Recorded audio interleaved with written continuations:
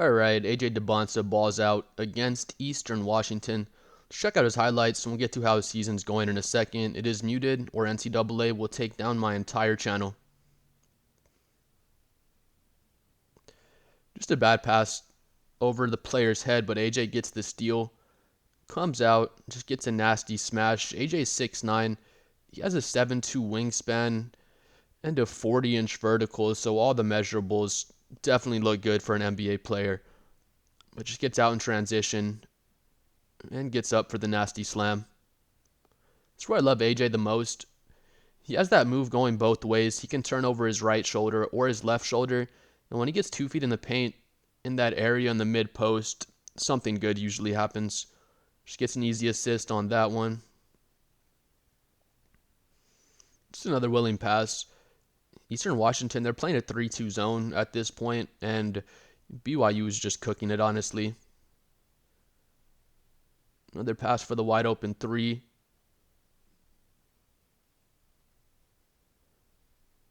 AJ has a really good first step. He flexes on these boys. He looked like he was like kind of a half-hearted flex. He knows he's so much better than all the players on Eastern Washington that you probably shouldn't be flexing on him, but nice and one anyway. Another assist for another open 3. Nasty putback dunk. Again, with AJ being 6'9" with the 7'2 wingspan, he's going to be effective from day one. He's still a raw prospect. He can polish pretty much everything in his game, but just with his size and athleticism, he'll be effective to some degree when he comes in the NBA. That one was weird because if y'all been watching AJ this season, he does a lot of that. I don't really get that because he'll be coming on the left side of the rim. Like if he's coming from this angle, then he finishes with his right hand, and now he's coming from the right side and finishing with the left hand. When I've been watching him this season, he doesn't love finishing with his left hand, so it's good to see him using it a little bit out there. Again, his first step is just so quick. Just explodes and gets the easy finish off the Euro step. Just another great pass. He's a willing passer. Again, BYU is just cooking Washington's zone in the first half. He's doing a great job finding his shooters out there. AJ comes off the screen. Just another kick out. He was loving number 15 in this game. He found him a bunch of times.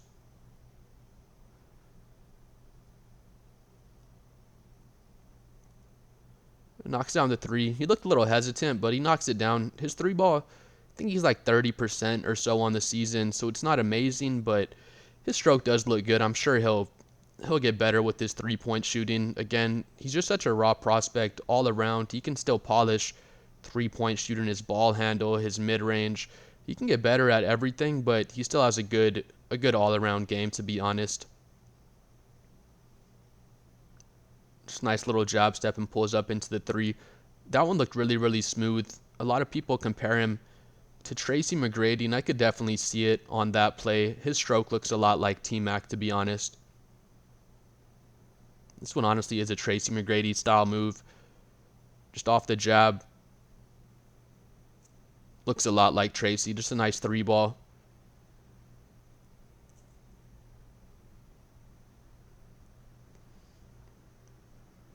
Just another pass for the open corner 3. Eastern Washington, they played terrible defense, to be fair, but AJ did his thing and picked him apart. Dude, he jumped from fucking the free throw line on that one. That was insane. Not actually the free throw line, but that was an insane takeoff. Let's see that dunk one more time.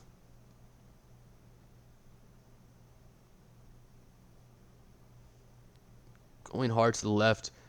He jumped from the freaking X on here. That was insane. Dunks with his offhand as well. Again, Eastern Washington doesn't have the best athletes or players in general on their team, but it doesn't take away from how nasty that dunk was. Just an easy little pick and roll. Finds his roll man for the dunk on that one.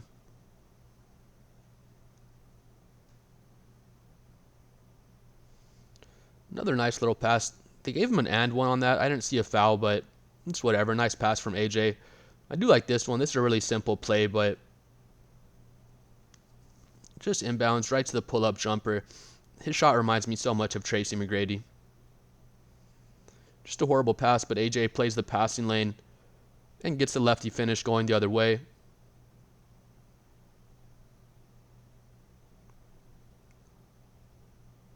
That's nice. He processed that pretty quickly and gets the ball to his big man down low. I love him anywhere in that area, to be honest.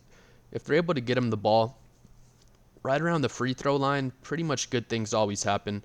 When he catches right here, he could have just pulled up for a mid-range jumper if he wanted to, but sees his big man open down low and lets him get an easy bucket. On this one, AJ's 1 assist away. And he was hunting for that pass towards the end of the game when he gets his dime for the triple-double. Let's see his exact stats right here. And here are AJ's stats in that game against Eastern Washington. BYU does win in a massacre. They win 109-81. Right here, AJ, he's 11 for 13 from the field. Again, it's Eastern Washington. It's a smaller school.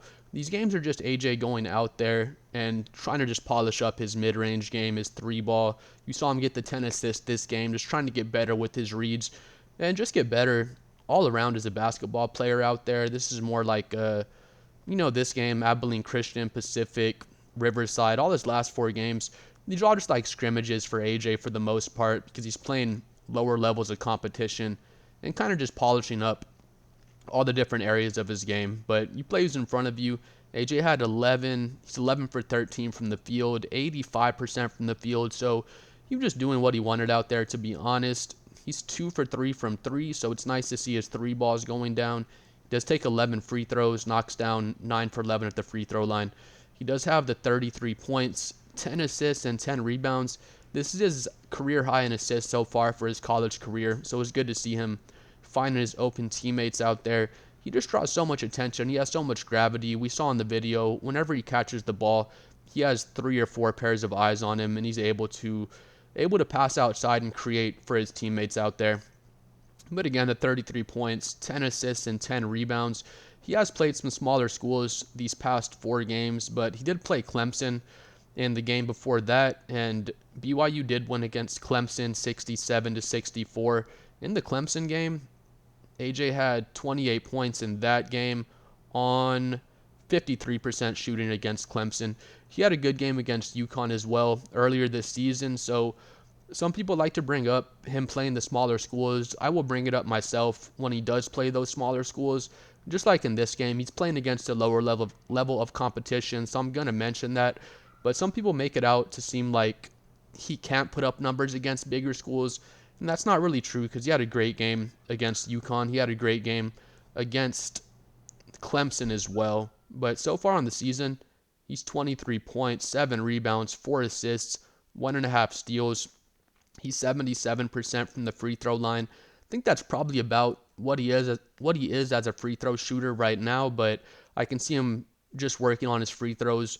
He can work on every single area of his game, to be honest, but I can see him being higher 70, around an 80% free throw shooter as he develops it more going into the NBA. He's 33% from 3 so far up until this point in the season. That'll work out if he can shoot like 1 for 3 from 3 in the NBA, just like 33%. That'll at least get him that respect to where people have to, close out on him, and he can create that room from beyond the arc. So for the most part, a lot of people compare AJ to Cameron Boozer, Darryn Peterson, not so much their play styles, but those are projected to most likely be the top 3 picks going into the 2026 draft. I've said before, and I'll say again, I'd probably take AJ number 1, just based on him being 6'9", 7'2" wingspan, 41-inch vertical. His measurables are crazy. He already has a really polished mid-post game. He can shoot the 3, he can shoot mid-range, he can rebound. He can honestly do it all out there. He reminds me somewhat of Cooper Flagg. They have different play styles, but just as far as being very good at everything across the board, they do remind me of each other in that sense. I do think Cooper would probably still go number 1 if he was in this year's draft. I think he has just better instincts defensively, and I think he is probably a better defender than AJ right now, but AJ has all the measurables, and he's just getting better, just learning the game more and more. As he gets more defensive IQ, once he gets into the NBA, they'll coach him up just to be in the right place at the right time, and he can play the passing lanes, he can rim protect, he can pretty much switch 1 through 4 on defense, and he can have a large impact defensively as well. I've said before, I think Cameron Boozer is probably the more polished player right now. He has a more polished low post game. He looks like the better 3-point shooter up until this point.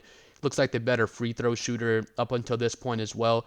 I think Cameron Boozer just just processes the game better than AJ, and he has a better feel for the game offensively. But with Cameron Boozer, he's 6'9", he's 250 pounds, so he's going to be limited athletically at the NBA level. I think he'll still be effective, but for AJ coming in 6'9", 7'2" wingspan with the 40-inch vertical, he's going to fit in athletically to the NBA right away, and he's going to have a large impact just based on his length, his vertical, his wingspan. He's already gonna have an impact and just be physically imposing and have a physical advantage over a lot of the NBA players just with the athletic freak that AJ Dybantsa already is. But great game against Eastern Washington again. It is a smaller school. It's a lower level of competition.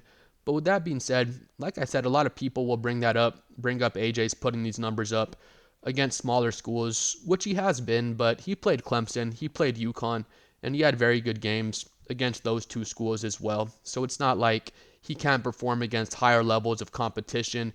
It's just people see Cameron Boozer playing bigger schools, playing ranked opponents again and again and again. We've only seen AJ play against two of these bigger schools so far. So, like I was saying, once we get farther into the season, once AJ's playing against some of these bigger schools in the later games in the season, once we get to the tournament, we'll be able to better judge AJ with what he's doing out there.